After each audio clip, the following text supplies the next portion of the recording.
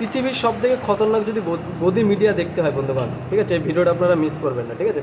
পৃথিবীর সমস্ত দেশের যে সমস্ত মিডিয়া চ্যানেল আছে, ঠিক আছে, তার মধ্যে পৃথিবীর 1 নম্বরের পরে একটা চ্যানেল আছে, মানে একটা দেশ আছে যেটা যার মিডিয়া পৃথিবীর 1 নম্বর পড়ে, ঠিক আছে। আর 1 নম্বর এক সঙ্গে মানে বিরুদ্ধে হচ্ছে 157 নম্বর পড়ে সে গদি মিডিয়ার সঙ্গে, ঠিক আছে। তো একটা মালের মোটামুটি 1.5 কোটি টাকার কাছে স্যালারি, ঠিক আছে।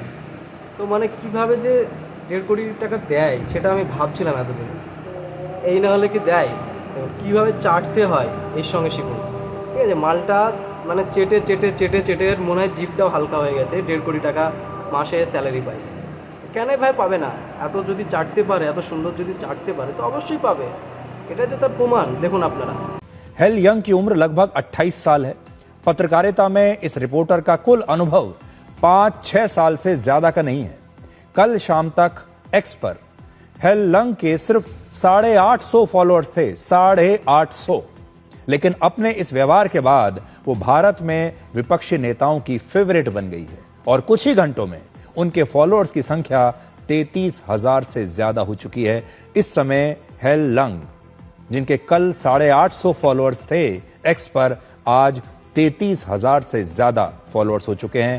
आज हेल लंग को खुद समझ में नहीं आ रहा होगा कि ये अचानक से इतना स्टारडम कहां से आ गया। प्रधानमंत्री मोदी के इस दौरे से पहले हेल लंग ने अपना आखिरी ट्वीट 2024 में किया था। इससे आपको यह पता चलेगा कि एक पत्रकार के रूप में ये कितनी सक्रिय हैं।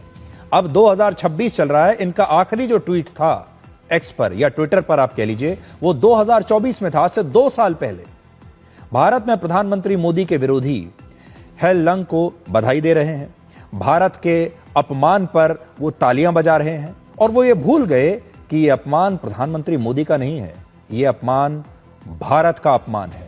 और ये विपक्ष के जो नेता हैं, ये अब प्रधानमंत्री मोदी से इतनी नफरत करने लगे हैं कि इन्हें भारत का अपमान भी बर्दाश्त हो जाता है। विपक्ष के नेता राहुल गांधी ने भी हेल लंग के पोस्ट पर अपनी प्रतिक्रिया लिखी और प्रधानमंत्री मोदी की आलोचना की। इसके कुछ समय के बाद हेल लंग ने राहुल गांधी को सोशल मीडिया पर लिखा कि मैं आपका इंटरव्यू करना चाहूंगी, ताकि राहुल गांधी दुनिया को यह बता सकें कि वो इस घटना पर क्या सोचते हैं। কি লেভেলের নেক্সট লেভেলে চাটতে পারে একটা মেয়ে যার 28 বছর বয়স, তার হিস্ট্রি খুলে ফেলছে, কিন্তু যে মোদিজি যে এত বড় একটা মানে বোকার মতন কাজ করে আমাদের পুরো পৃথিবীর মধ্যে আমাদের দেশকে লজ্জিত করছে, সেটাকে বলছে না। এই গদি মিডিয়াগুলো মানে এই চামচাগুলো সেসব কথাগুলো তুলে ধরছে না, সেটাকে কি করছে, ঘুরিয়ে মারছে। তাহলে বুঝতে পেরেছেন কীভাবে চাটতে হয়, এদের সঙ্গে শিখতে হয় কিনা, কার সঙ্গে শিখতে হয় বলুন? চাটা কাজ এদের সঙ্গে শিখতে হয়, ঠিক আছে। এটাই হচ্ছে আমাদের দেশের গদি মিডিয়া, যারা পুরো শেষ, তাদের ভালো কিছু দেখানোর ক্ষমতা নেই, তারা সরকারের বিরুদ্ধে কথা বলার তাদের ক্ষমতা নাই। আর যে চ্যানেল পৃথিবীর সব থেকে 1 নম্বরে আসে, যে কারোর কথা মতন চলে না, সে কোনো সরকারের সঙ্গে সে তাদের কোনো সংযোগ নেই, সেই চ্যানেলকে চ্যালেঞ্জ করছে 157 নম্বরে গদি মিডিয়া। মানে ভাবতে পেরেছেন এই সুধীর চৌধুরী, এরা কি, এদের লজ্জা ঘৃণা সব শেষ হয়ে গেছে না? ভগবান আল্লাহ এদের পিতৃর ঘরটা দিতে ভুলে গেছে? হ্যাঁ, তোদের লজ্জা করা উচিত গদি মিডিয়া।